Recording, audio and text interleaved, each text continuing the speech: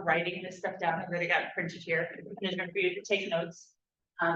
Just a quick reminder. I'm Rochelle. I work for the Boeing company, which is the airplane people, but I'm a paralegal there. And one of the things I do is help people who something has happened and someone else in their family needs to access their pension or 401k or other information about them. And so often they don't have a lot of these forms. So I help them sort of walk through it. So that's sort of my background and how I got this information. And about 4 or 5 years ago now, this is my sister Danielle. We went through a lot of these things with our dad. His health declined very quickly. And so we sort of had to have these conversations in a rush and an emergency. And our goal here is to help all of us be better prepared for when eventually that emergency happens, because it happens in all families. And so we can spend time with our loved ones as opposed to trying to figure out what forms we can get, paperwork, do we know what else do we need to do, what decisions we have to make. And think about those things ahead of time that we can spend time with the people who want to spend time. Yeah. One thing, so this morning I was thinking, and I realized that when we were going through all this with our dad, I told a couple of my friends who are older and have families, I said, you know, tell your family where everything is. Tell your family your wishes. Tell your family everything now or in the future. Don't wait until you fall twice and then say, oh, this is whatever. You know, just tell your family now. Yeah. You know, or talk to your parents now about it. Yeah, that's something we'll touch on a couple of times. Tell people where you took your paper documents. Tell them what your wishes are, what your how you want to be remembered, how you want things to happen if you're unable to communicate. So telling people, it can be an uncomfortable conversation, but it's better to have it when everybody's calm and there is no emergency than if there's a rush when it happens. So on all of these things, if it's not written down, it doesn't matter. So if you're talking to your child or your Uncle Joe or whatever, it's very words are hard to remember. Courts always like it when things are written down. And as we discussed a little bit last week, family can get messy. So if you have something written, maybe in your handwriting, that you can share with people, it goes a long way with the court as to figuring out what you want to do. And something is better than nothing. There are things we'll talk about that it is best to have an attorney do, but again, something is better than nothing. Just a note on organization. You can organize it however you want. I know there are companies and websites and things that will, for a couple $100, they'll give you this whole organized package. You don't have to do that. You can, but that's not necessary. I think you should organize things that makes in a way that makes sense for you. I've got some folders of different kinds over there. You're welcome to take or use those. We used this nice little book, blank book, and we called it the dad book because then it could travel with him. If I couldn't make the doctor's appointment, my sister went, she could have the book to go with her, and it had all the notes. Anytime somebody gave us a business card, I stapled it in here. It was just nice to have sort of record of everything that went through. Yes, Daniel. In fact, we were going to St. Louis, so we made it 2 keys. I realized we forgot the book and turned around and went back and got the book. Great. I just want to reiterate, you can do all this electronically, but if you're using a Google Drive to store these things, do not put your social security number or other super sensitive personal information out there. It is not secure. You can use it to share information, calendars. It's a great place to share calendars, and doctors' information and medication lists and things like that, with no social security numbers or any other personally identifiable information. Don't put that out there. Not a good choice. So we talked about different kinds of powers of attorney. We sort of discussed for this situation, A durable and a springing are probably your best. Durables start now and continue until the person passes away, even when they cannot make decisions for themselves. Springing starts when the person can no longer make decisions for themselves. So it depends on what you want, what's right for your situation. Those are usually the two that are used in this kind of as we get older. I encourage you to share those documents with banks, financial institutions, tax advisors.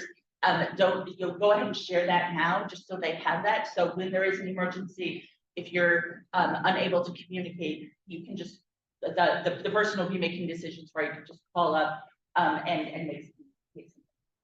When you say share, you mean like copy these papers and Yes, send them to the bank? send them an electronic copy, take it to the bank so they have a copy of it.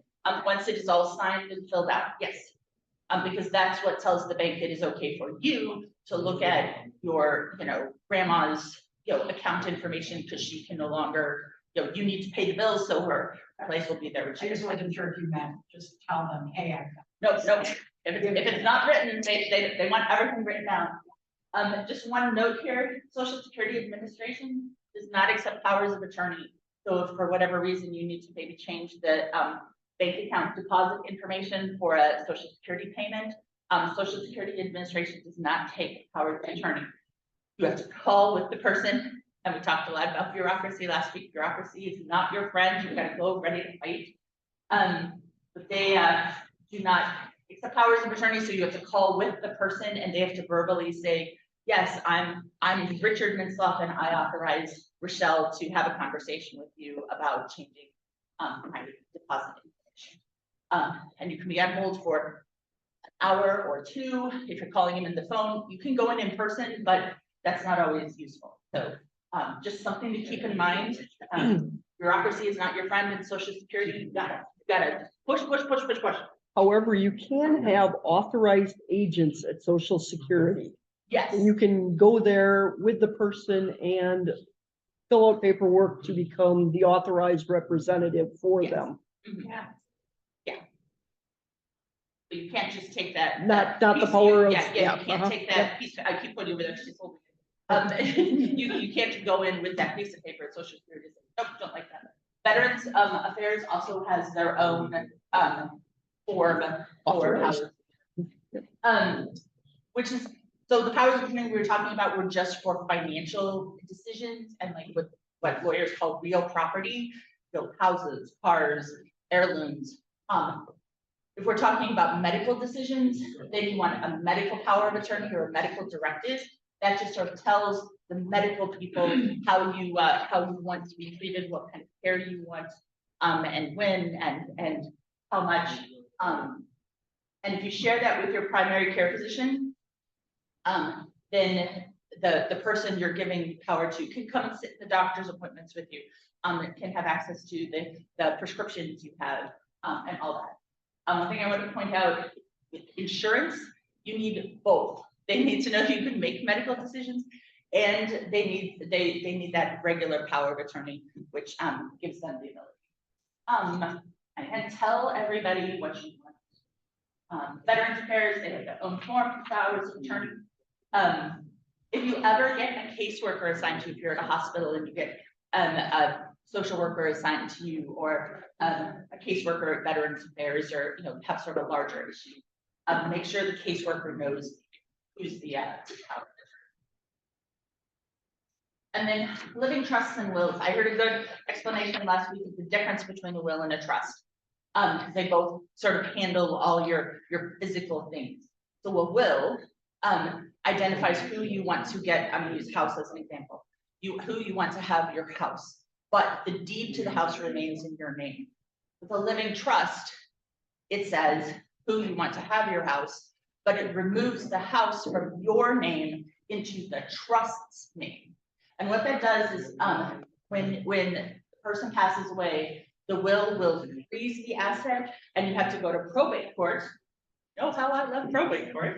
You have to go to probate court to get it unlocked. If it is in a living trust, it can just flow much smoothly. You don't have to go to probate to get it unlocked. Don't have, these documents need to be done by an attorney. They can be a couple of $1,000s, but it's usually very well put together. We talked last week about how to pick an attorney.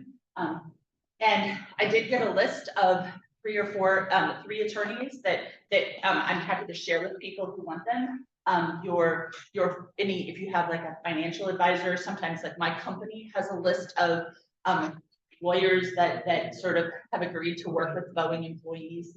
I'm going to suggest you get 2 or 3 different opinions. Don't just go with the first name that pops up when you Google it. Most attorneys and any of these sort of advisors will give you at least 1 half-hour, if not an hour, consultation for free.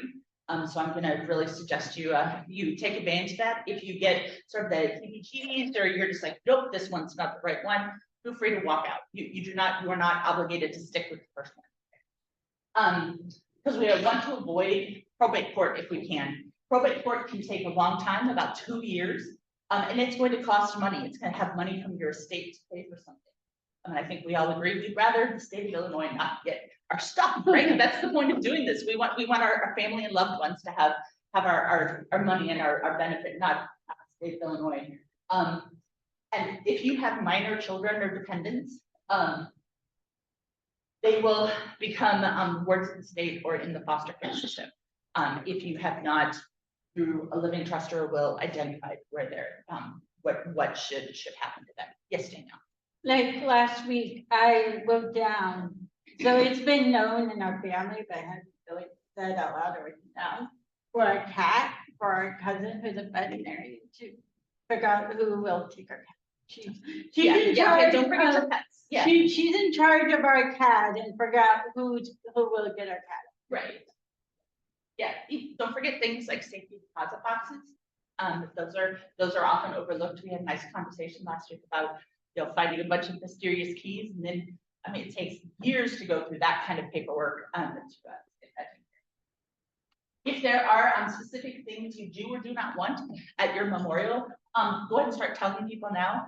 I don't want to speak for Gail, but I'm sure she would say that it is frustrating for pastors who have to do a funeral with very little information about the person. So if you can write down, maybe you write your own obituary, something that will help people. And if you have, for example, our dad did not want "The Lord is my shepherd" psalm said at his funeral. He said it was huge. He wanted this other psalm instead. That was really the only thing he wanted. But that helped us craft a remembrance that was what he wanted. But yet on the other side, our grandma had everything she wanted. Yeah, she had a whole bag of She had that I want to wear. This is the hymns I want you to sing. This is who I want to do reading. And she had it all laid out. So it's going to depend on what you want. That's all a summary of. Oh yes, go ahead. Well, you said about writing, having it written down. I don't remember exactly, and could probably tell me that. But my mom had always said she wanted this and that, and she wanted this pretty good. But I don't remember if she ever had it written down. And then it got to a point, if I remember right, one sibling said, that's what she said, and the other one said this. And then you also have siblings who leave the home and are no longer the same religion that the parents were. And so then now you're getting into that. So that is definitely get it in writing. Write it down. And any of this that you decide now, you can change later. Like if your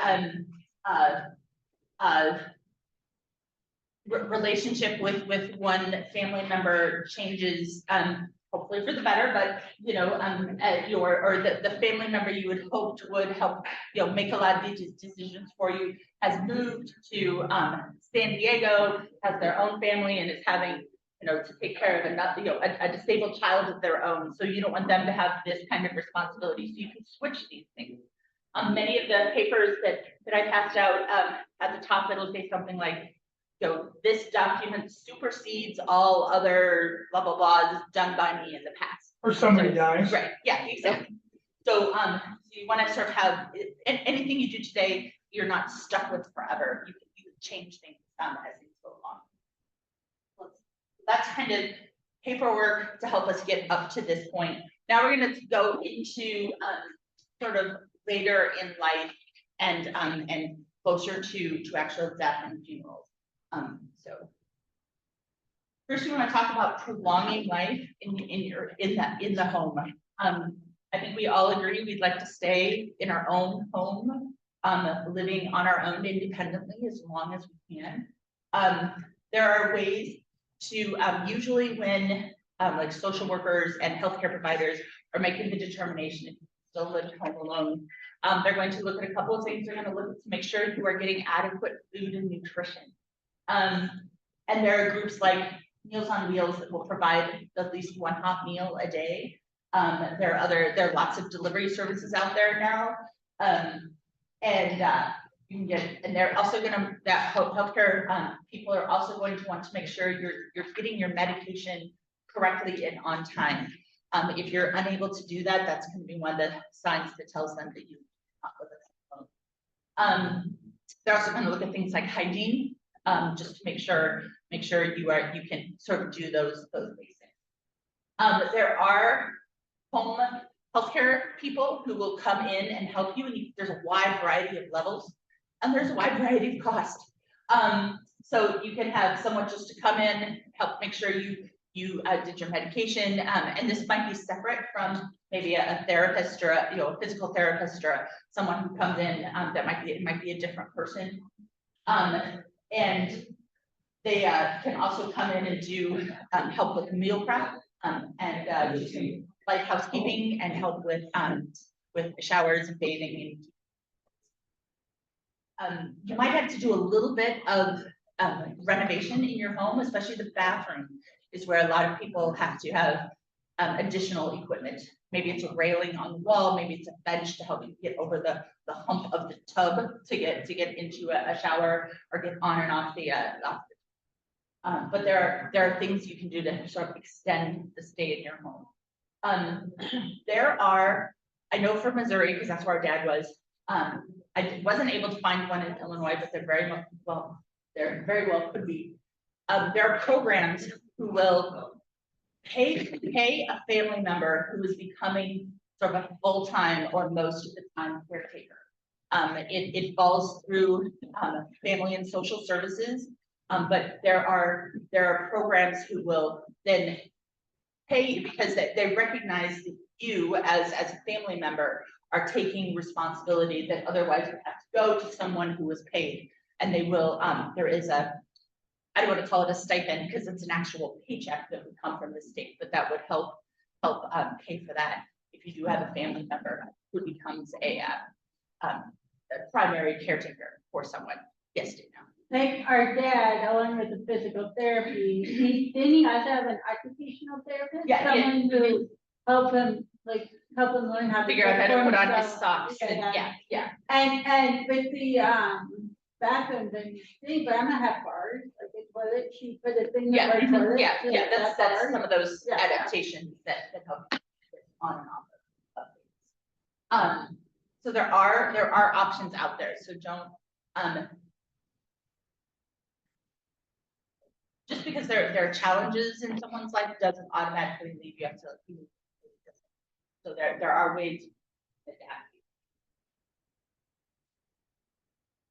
Has anyone, because I want to be a conversation, has anyone had any success or things that we want to remind us about of trying to do this? I mean, we keep talking about our dad, but I don't know that to be. Do you have one question? Yes, please. The home healthcare workers, they can be quite costly. Yes. So do you have a space that you want people to reach out to? There are, yes, usually the primary care physician can provide some help. There is Lutheran Senior Services, who was here a couple of weeks ago. They have a program that will help with home healthcare people. If you have a physical therapist coming in, usually after a hospital stay, there will be someone who will come into your house and help make sure you're continuing to heal and get better. That person could also provide some examples or some names and businesses.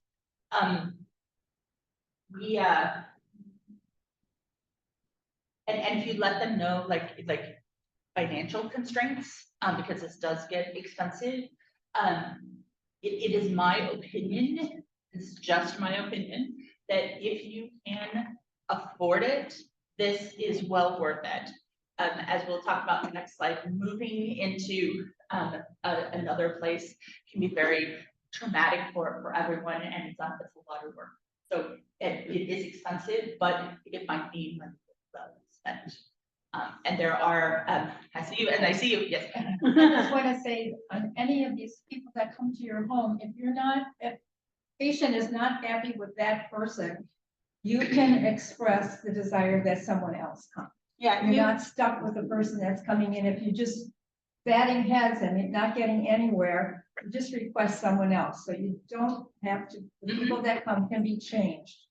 Definitely. yeah, our grandma had like 3 or 4 healthcare workers Yeah, until the last one came in, and she just, they clicked and they became yeah. good friends.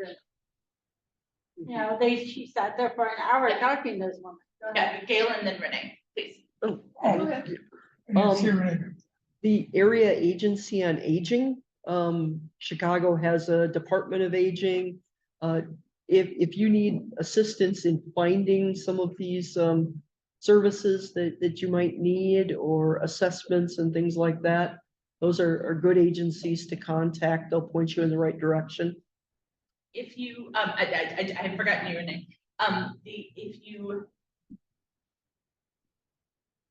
contact your state representative or your state senator, I mean, part of their job is to help you navigate sort of social agencies that can help you get, you know, cost reduction, or you know, they can help you get through that. They may not be able to say, oh, you should use, you know, Holly's home, you know, home health services, but they can help you get to places as well. I'm a strong proponent of we're paying these public servants to do something. So by God, if I need help, I'm gonna ask them to help me. Part of that pushing through bureaucracy kind of thing. It's a pain in the behind, but it can be done. You just gotta go in ready for work. Yes, Renee, I have not. Yeah, for home renovation, one of the common things that people want to do is add handrails in the bathtub and by the toilet. And I have been told that the suction rails that you can get like at Home Depot or anywhere are not dependable. Exactly. Right. Because They do not if work. if Yeah. you're falling, the weight that you put on that could be double your own weight. So, it's much more costly to get them drilled into the wall, but don't depend on the suction ones. Yes. All right. Yes. Something I found out in hindsight, when my mom, who ended up with dementia, Alzheimer's, and was eventually went to a home. We didn't get this done early enough because she was working into her 70s Yeah, and she was in great health. But by that time, Gail and I had moved to Arizona. She was in Wisconsin. My one sister was also in Arizona, and it was basically one sister had a lot of it, and it was really tough on her. And but it was like you said, you see all this stuff, and nothing was written. You know, that was 20 years ago. We were just talking about today. About 20 years ago, and you don't think about it then. But now, you know, I've even been talking, especially with my health. We don't know. I could take a turn real fast or what have you, Right. and you just want to make sure that things are at least talked about and then put in. This has really opened my eyes. Yeah. You know, and all the things we're talking about, life is a one-way road. We all end up in the same place, different speeds, it's a different journey for everybody. But eventually we will all need to leave our home. some people are like our uncle who just passed, Charlie Minsoff, the one you heard in the prayers for months and months.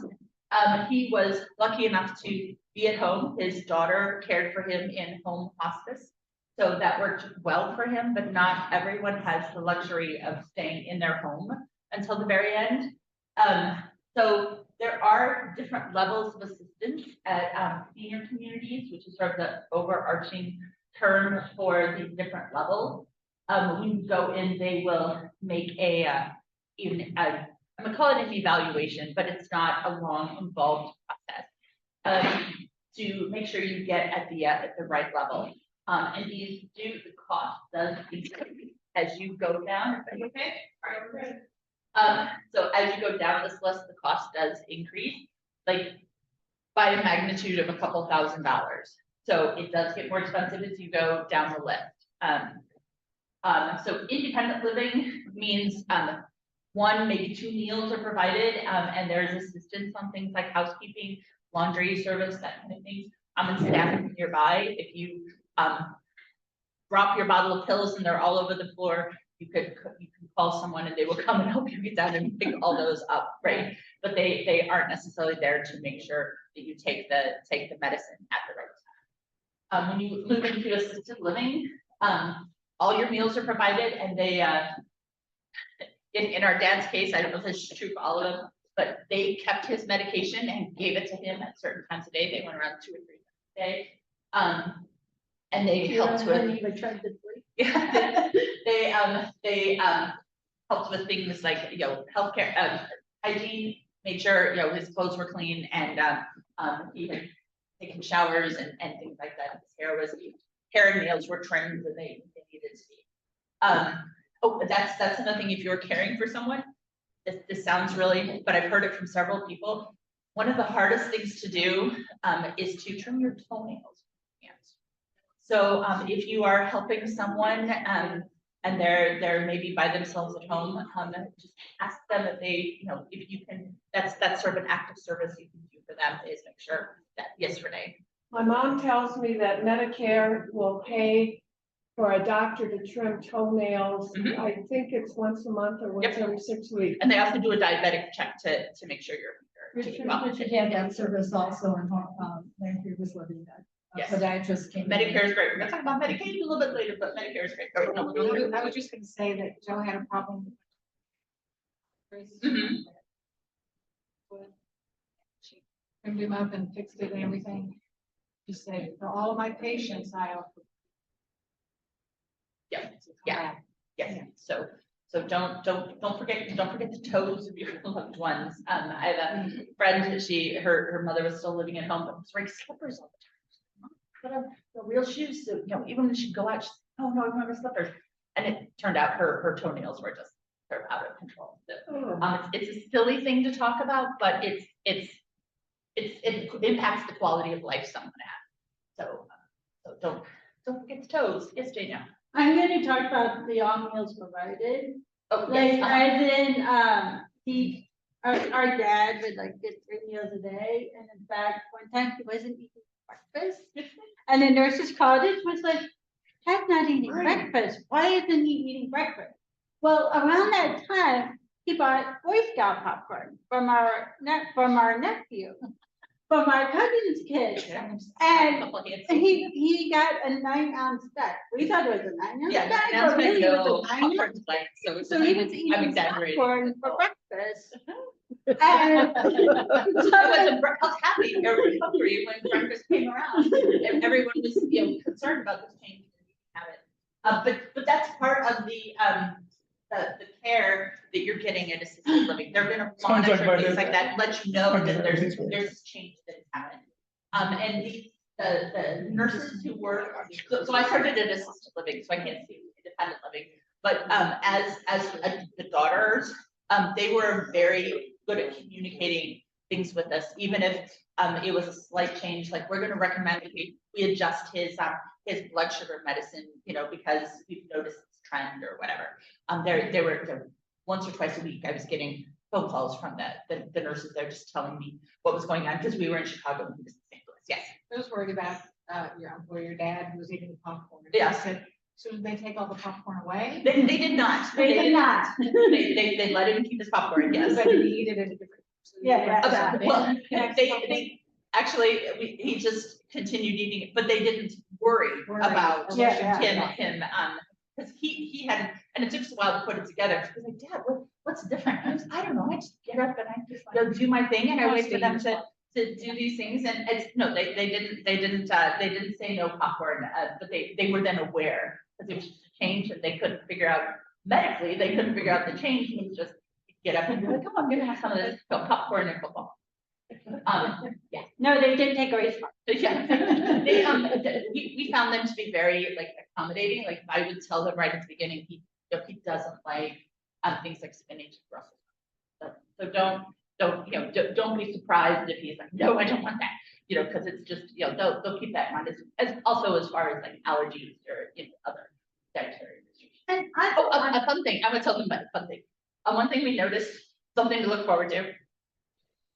Every meal, well, at lunch and dinner, they offered ice cream at dessert.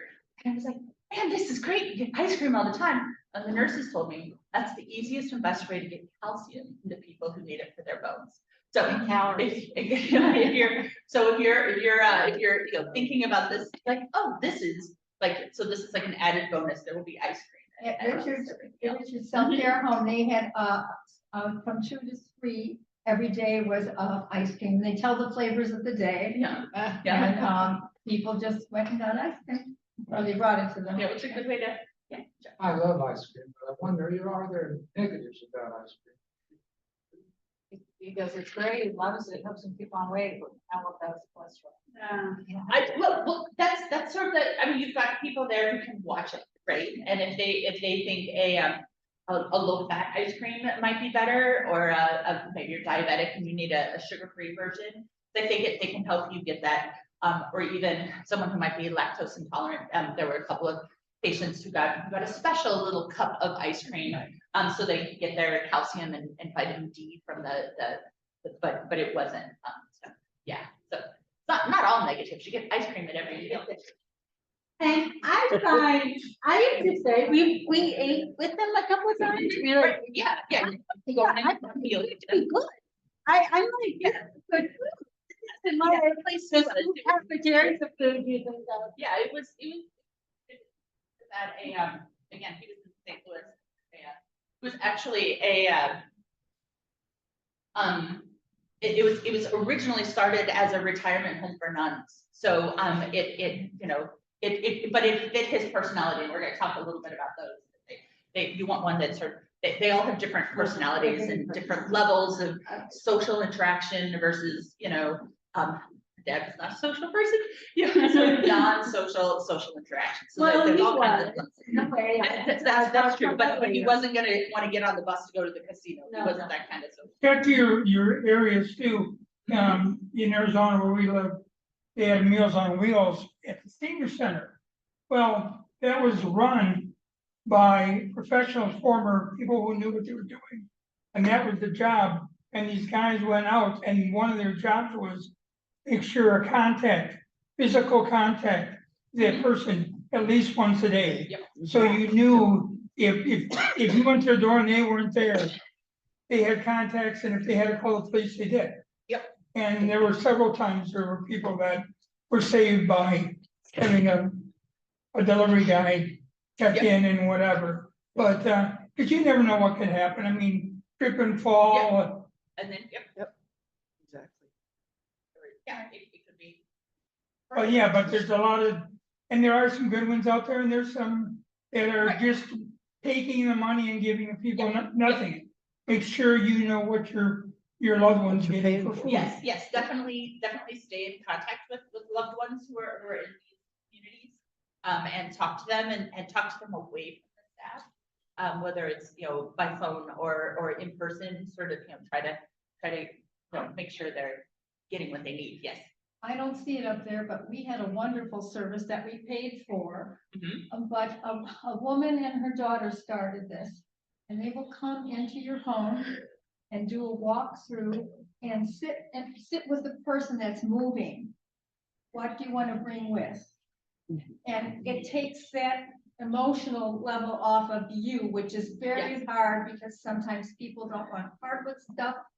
And then they took Richard's clothing and his furniture, everything that was going to be in assisted living.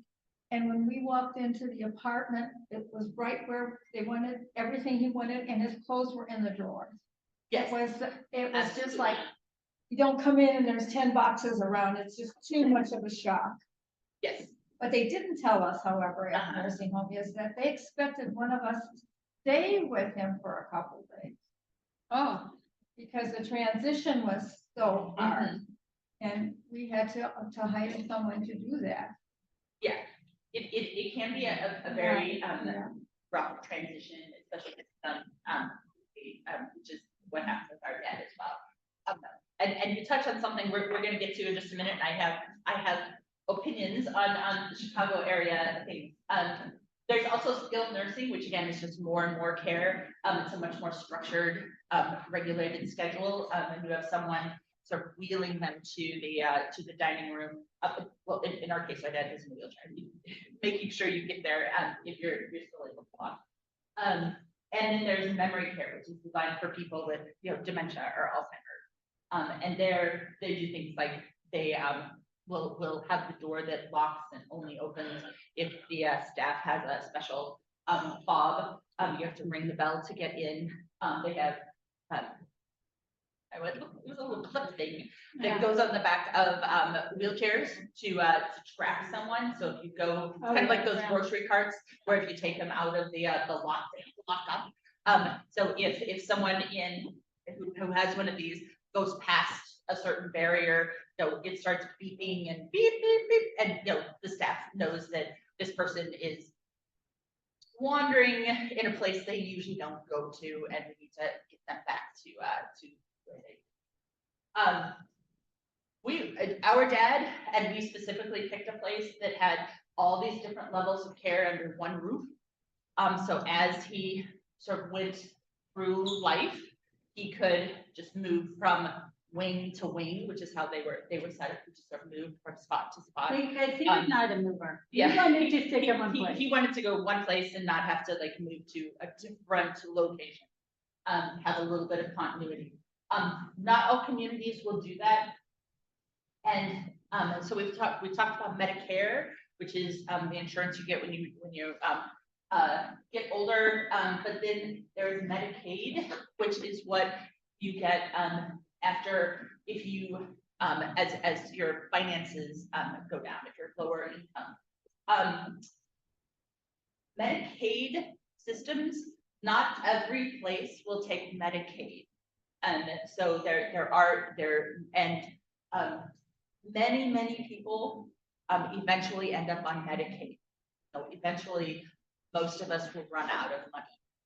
So we'll have to switch over from Medicare to Medicaid. And so there might be some limits in what you can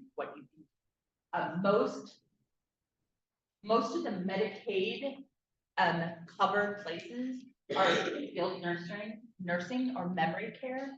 Medicaid does not always cover independent or assisted living. We were talking about cost earlier.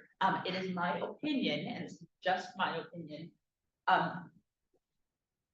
spend your money to live as good a life as you can, as long as you can, because at the end, we are all at the skilled nursing level, where we will need someone to help us out of bed to go to the bath.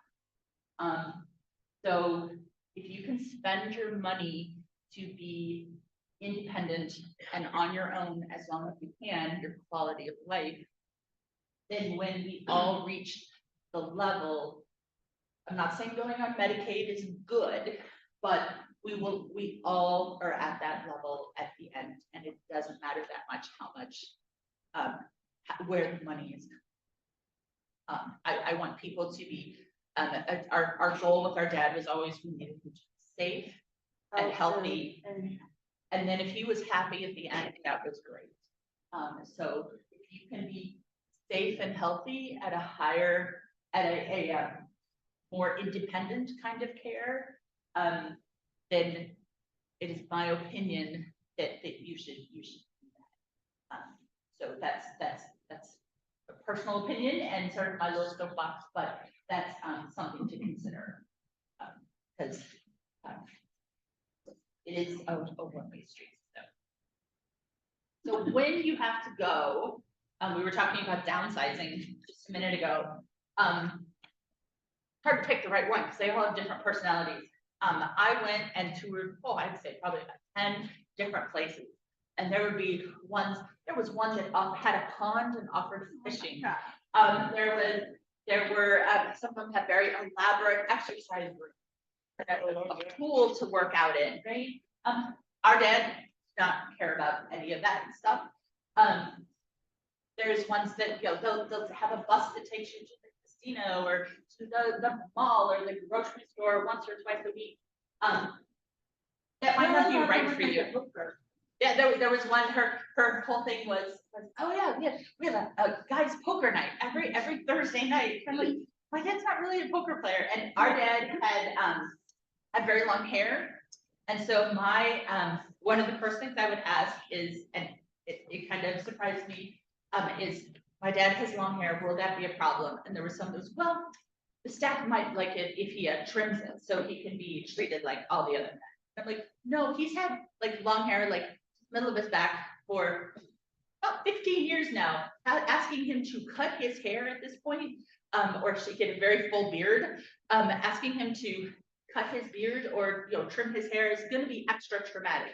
Like, I'm not putting him through that, right? So actually, the first thing I would say is, Dad has long hair and a beard. Is that going to be a problem? So again, it's one of those codes, right? It sounds kind of silly, but it can make a difference, because this is a very traumatic step for someone to have to leave their home and their independence and go somewhere else. Some communities do allow pets. So if sometimes the concern is, I don't want to leave my dog or my cat or I want my birds to come with me or whatever. Some communities do allow pets. They might have rules around them as to how they're cared for, or and if the person's unable to meet that, there might be a conversation. Some do allow pets. Can I tell them? Yes, sir. There was a lady who had Alzheimer's, and they paired her with another lady who had better memory. And the lady she was paired with helped remind her to do it about. Help remind her to do like feed the cat. Help make it so that you can keep your cat with her. Yeah, and it helps both of them, right? It gives them purpose. As Judy said, there are firms that will help you with the downsizing part of it. I found, just Googling, I found a couple of them, and one of them wanted to send me brochures. I'm not endorsing them, but inside here will give you an idea of the kind of services they provide. They can come in, evaluate your old home, know where you're going to, they know the size requirements and sort of safety requirements. For example, our person in St. Louis was explaining to us, they had a client who had a bell collection, traveled for 40, 50 years, had bought bells at all these places she had visited. And it was hard for her to leave these bells, but you can't take 50 to 100 bells with you into assisted living. So what they did is they had her pick 3 to take with her, and they did a photo album of all of the others. So there are creative solutions to help make this easier for people as they move. And these people, this one is Caring Transition Scan. I'm not endorsing them, but I'm gonna put them over on the table so it can help you get an idea of the services they provide. They packed up everything at the old place, stuff that was left that wasn't gonna fit. They helped us get rid of, either through a junk dealer or to, a lot of our things went to a veterans organization for people getting back on their feet. We had a piano, so piano that didn't work, so they got us. It needed help. It needed help. I was She having piano trouble with the player. piano for myself. I was having trouble with it. Yeah, everybody has stuff that's hard to let go of. They got it with a person who made furniture, reused the wood from pianos to make furniture, coffee tables, and things like that. So these people are good at helping you move. They'll move you in. They'll unpack everything for you, put things in drawers, and like solutions for, because, things like, for example, in our dad's place, we put the dresser in the closet to free up space in the room, which is something I would not have thought of at all, right? And they were like, oh, we'll just put it in the closet so we free up floor space, because he needed a certain amount of room to get his chair through and the dresser would have made, so we'll put it in the closet. It's like just things that I wouldn't have thought of. So, and then when it was time to pack up the assisted living place, they also helped us do that as well, and ship the stuff to Chicago, which, again, a service I did not know existed. Makes sense, but I didn't know that. Yes. And, with the nursing home, Oh, sorry. Hold on. Oh, absolutely. Yes. so they asked them, so at the nursing home, they get a recliner. They got a recliner. Most of the clients just use the recliner and fall asleep in the recliner. That's also their bed.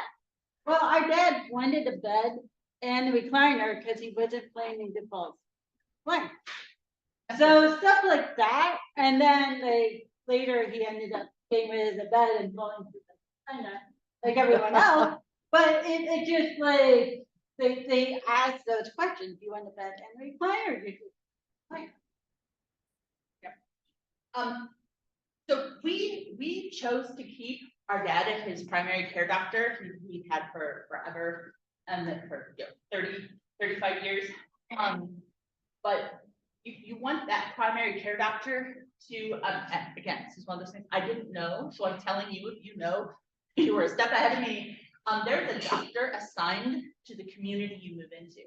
I didn't know that, so I was doing all the work, talking with the primary care physician and the nurses.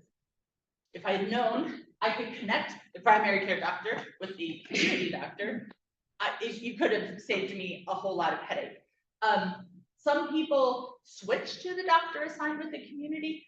We chose not to do that because all of his records and everything with the primary care physician, and do the transfer of records and all that stuff.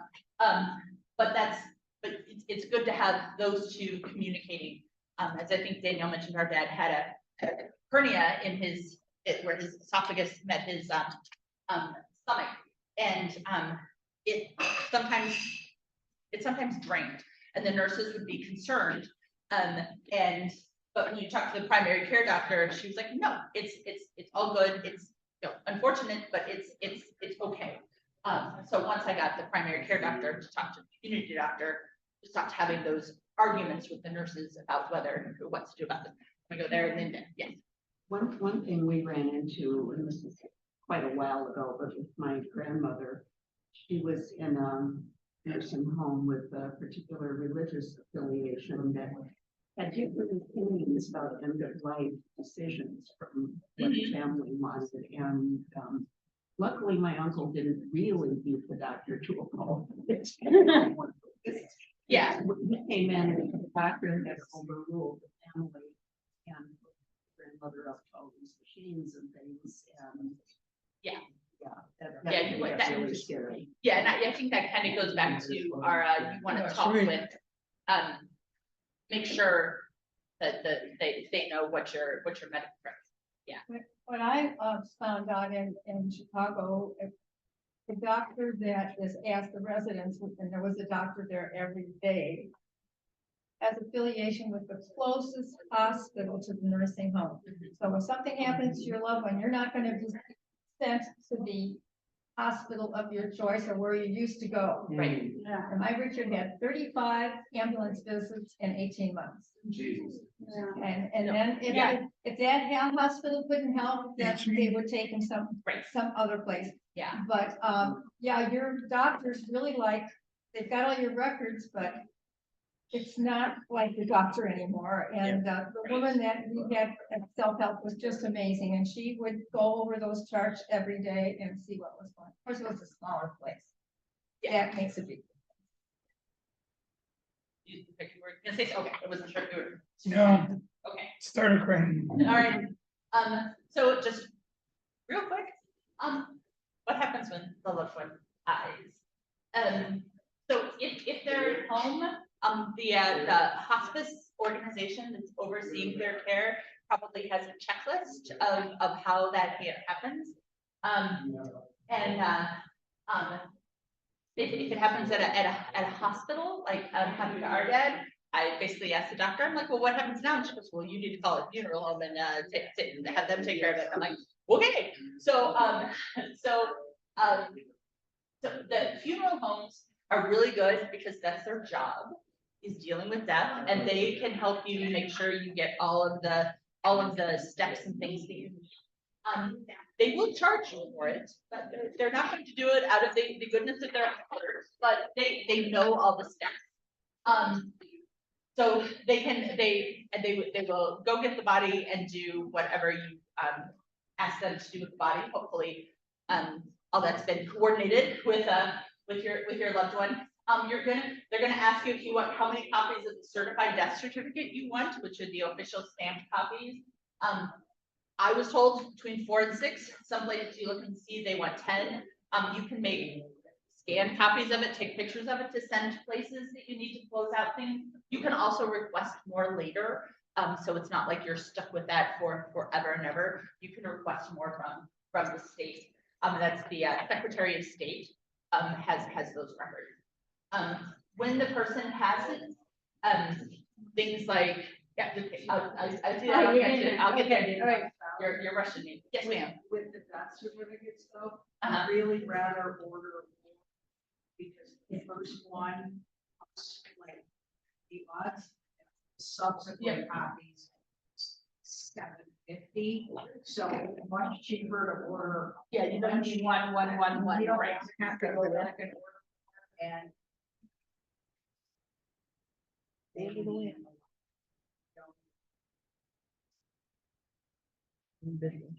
I just want to say something about Yes, please. hospice. Yes, please. When you go into hospice, that's when you decide on your funeral home and how the body, I mean, they don't even take the patient until they know what the plan is. And it's nice to have that in your head before you have to make that decision. And they're very helpful and wonderful to work with, but that's like a given. So at the end of death, you're not, Because we ended up taking the one our grandparents took, because that was the only one we knew of, because it was, we didn't know what funeral home I did. So we went with that one. If you're considering alternative memorial items, there are places you can create diamonds from cremated remains. You could have like memorial stones. Danielle is showing we had our dad's fingerprint. We got our dad's fingerprints and had keychains made with his fingerprint on them and gave them to close family members. So there are. I have a friend. It's actually her ex-husband, but he was still in charge of his funeral because families are weird. She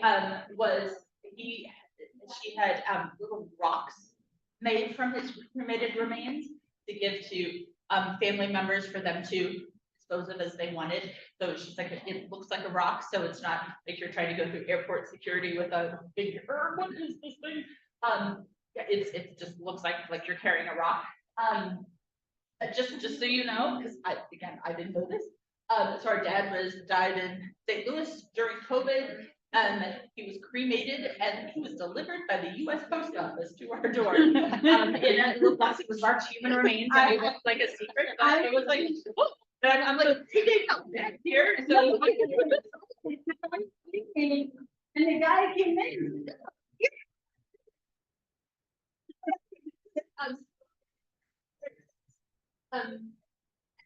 There's some interesting things that can be done. It's not what you might see in the movies or on TV that you have to go and get a casket with a, what are we going to do with it, embalmed by. There are a lot of creative, I know someone here I was talking to, I know Daniel, like you can do human composting now. I mean, there's a wide variety of choices these days. You should do what works best for you, and tell your family so that they do what you want them to do, not doing other things. There's a wide variety of stuff that how you can live on. Just some other things to remember. You want to forward the mail. for that person to, I said a responsible address, maybe it's you, maybe it's, somebody else. The mail will start trickling down, if it's still at home, make sure you cancel utilities, notify a landlord or, you want to notify pension plans and life insurance, because that's how you'll get notified. Social Security and Medicare and Medicaid are notified automatically as soon as that death certificate is processed by the state. It goes into sort of those federal things, so you don't have to call them and cancel. But that does mean that all that payment from Social Security and coverage of things will end. Which is why if you have a will or a living trust, the trustee or the executor of that will is going to be, responsible for closing out the estate, and they should know that ahead of time. It should not be a surprise to them. It usually takes 6 to 9 months before that is closed. I know Mike just left, but he was telling us that when his dad died, one of his dad's last words to him was, go to the bank and take out as much money as you can, because his dad knew that the account is going to be locked up as soon as the bank gets notification this person's died. It's for fraud reasons, which I appreciate and I understand. But if you have someone who needs to survive on that money, and you don't have someone else access to that account, that money's going to be locked, and you've got to notify them a death certificate, which takes 2 or 3 weeks to get to you. So if someone's trying to live off of money in that account, they're not going to be able to. Checks won't go through. No, Don't keep your will in the safe deposit box is the other thing. there we go. That's a good point. I hadn't even thought of that. Yes, ma'am. Okay, this is a question for, but Yes. said that putting any documents on Google Drive is not secure. But then also there's a point, part in there that says that, take pictures and then email it to yourself. What if it's a Gmail account? What is the safest online, service to use? So it depends on your email account person. So there are some email. You can I don't have a Gmail account, but there are settings that will help you encrypt emails, especially if it's Gmail to Gmail account. Google Drives are a little more open. There are honest, what we did is we put all these things on. I took pictures of them, and they were just sitting on my phone. So if I needed to, I could get it to the doctor in my chart or whatever. We had it all on thumb drives, so that if I was somewhere and I could just hand it to them. So after the person dies, though, it doesn't matter as much if their Social Security number is out, because the Social Security Administration has their fraud protection to prevent a dead, on TV you hear about a dead person's Social Security number being used. So Social Security has security around that. So once someone is dead, all you need is a death certificate, and you can give people, this was the Social Security number. Then it becomes, but before they die, you want to be cautious, right? Have an intention of doing it, right? So it's not have it sent with a purpose, as opposed to just sitting out on a Google Drive, waiting for whatever, right? I guess that's sort of my point. So you can track where it's going. It's not 100% secure, because if someone, I wouldn't know how to do it, but if someone really needed to get into it, they still could. But frankly, they could probably do that now as anyway too. Yeah, I don't think your laptops will even have. Yeah, a lot of them don't. And I know Apple does not like thumb drives at all, but Apple generally has a higher security around their things than, not that Google is necessarily insecure, but I'm just very cautious about Google Drives. Thank you. All right, no problem. All right. And that was the last one. I have one with the cremation. Our father